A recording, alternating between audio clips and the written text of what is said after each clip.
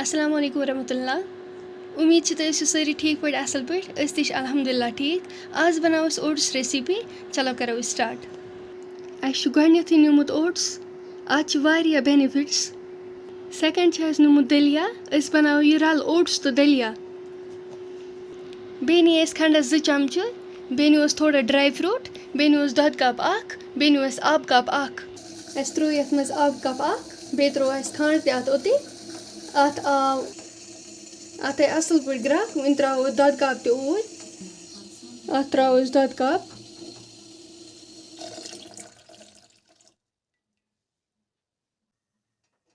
अत थो ठंड योतान ग्रक यह लोग वो असल पे बॉयल गसने वन त्रो ओट्स सत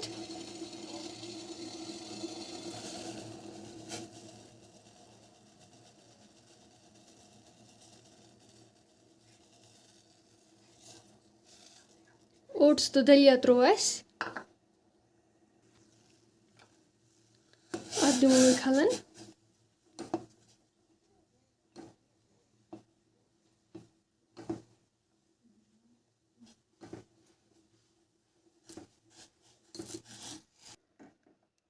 अत खलन थवन कंटिन्यू फिलहाल यह हेल्दी आसान अत बेनिफिट्स आसान यस मोज बच्चस दूध दिवान अगर न तमिस दूध आसि अगर सह ओट्स खे तमिस दूध फेरान अमि सत ब्या बेनिफिट अगर कंस कब्ज आसान सह अगर यह ओट्स खे तम सत कब्ज गसान दूर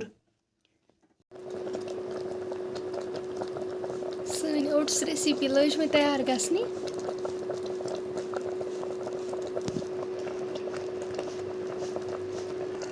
यह गई मैं बिल्कुल तैयार मैं भरवन ऐसे बावले सन ओट्स रेसिपी गई मैं बिल्कुल तैयार यह हेकु तुम ते बनाइथ यह 5 मिनटन मज इंसान हेकान बनाविथ अगर तुम वीडियो आसो पसंद आमुत वीडियो करो शेयर चैनल करो सब्सक्राइब नेक्स्ट वीडियोस मज मिलो बे तब तक के लिए अस्सलाम वालेकुम।